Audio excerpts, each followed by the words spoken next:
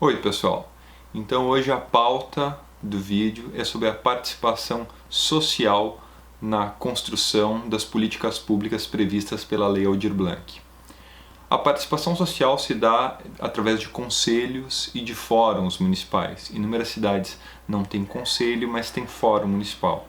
Se a cidade não tem conselho, não tem fórum, então é importante que os artistas, agentes culturais se reúnam e busquem o diálogo com o executivo.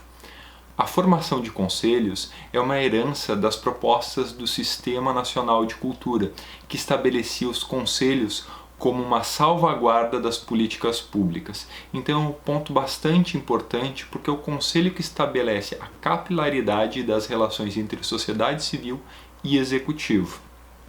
E nesse momento da Lei Aldir Blanc, uma avaliação que foi feita dentro do curso da Emergencial de Cultura é que a cena cultural acaba acordando e se mobilizando em prol disso e reestabelece um debate adormecido em alguns lugares entre sociedade civil e o executivo, e o conselho é o protagonista dessas ações.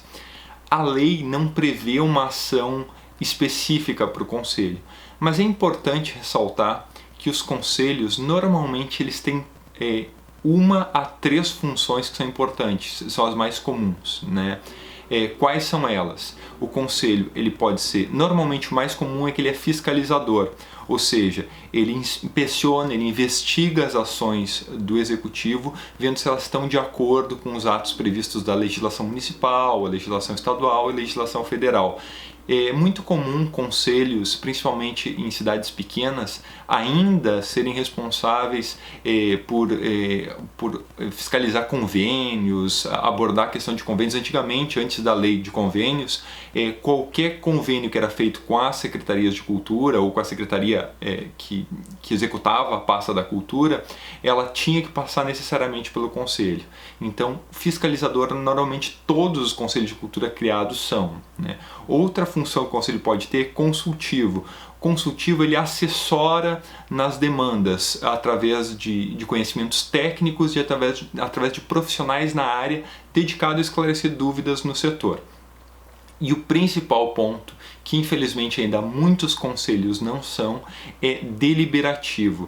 Deliberativo é quando ele estabelece diretrizes para as políticas públicas ou para demandas sociais que convergem no conselho. Essa talvez seja a principal função e foi estabelecida há bastante tempo em discussões na Conferência Nacional de Cultura, em conferências estaduais, inclusive em diversas conferências municipais. Infelizmente, diversos municípios ainda não implantaram isso.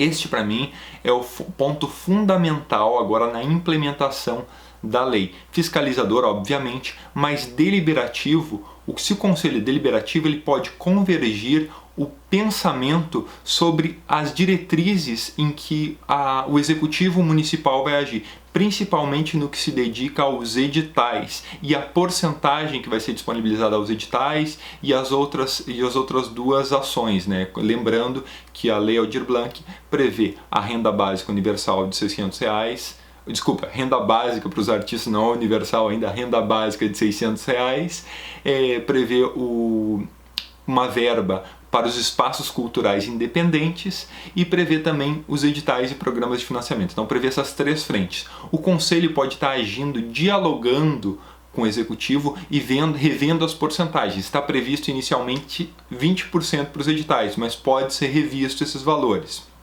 Então é um ponto fundamental nisso. Eu entendo que na atual circunstância nós temos um debate às vezes muito acirrado entre conselho, entre esses fóruns de cultura, a classe artística e cultural com o executivo. Isso não é gratuito, né? A gente vive um momento de desmantelamento de políticas públicas e de governos municipais, infelizmente, que às vezes dizem que ouvem, mas acabam não ouvindo a população, acabam não ouvindo o conselho e não compreendem, às vezes tem uma inaptidão em compreender as demandas mais basais do setor. Então há uma dificuldade nisso, há uma dificuldade real, e eu poderia citar inúmeros exemplos da minha cidade, cidades vizinhas, cidades que eu conheço, mas eu não vou entrar nesse detalhe agora, porque eu acho que isso não ia ser produtivo para a nossa conversa. O que eu quero entrar aqui? Eu quero entrar numa proposta que é o consenso progressivo. Célio Turino fala a respeito disso, e é bastante interessante. Não é a criação dele, esse consenso progressivo, mas é uma ferramenta de tomada de decisões bastante interessante. Ela estabelece que os pontos de convergência para o diálogo, um máximo de acordo entre o grupo, estabelece os pontos de acordo entre o grupo de forma a gente achar um mínimo denominador comum e esse mínimo se tornar um máximo denominador comum. Isso não é uma coisa inventada por um gestor cultural ou de um agente cultural, isso é uma ferramenta de gestão já utilizada há bastante tempo. Para citar o exemplo, talvez o exemplo mais emblemático disso, a ONU utilizou essa ferramenta para criar os 17 ODS, que hoje são práticas muito comuns exigidas em vários editais, inclusive de cultura, né? Tu acessa isso, elas exigem muitas vezes para saber qual dos 17 ODS o teu projeto se enquadra. Então é uma ferramenta bastante útil para a gente ter um pensamento progressista em cima dessa lei, porque nesse momento nós precisaremos deixar as diferenças com relação à classe artística, da classe artística com relação ao executivo de lado, para propor algo que realmente atenda a demanda e que nós consigamos que essa verba chegue na ponta de quem realmente precisa. Com isso eu encerro nossa conversa de hoje. Espero que tenham gostado. Comentem, se tem dúvidas, coloquem. Estamos descobrindo também, eu estou descobrindo também as questões da lei. Tá? Comentem, façam perguntas, não esqueçam de curtir o vídeo e assinar o canal. E até amanhã com mais um vídeo.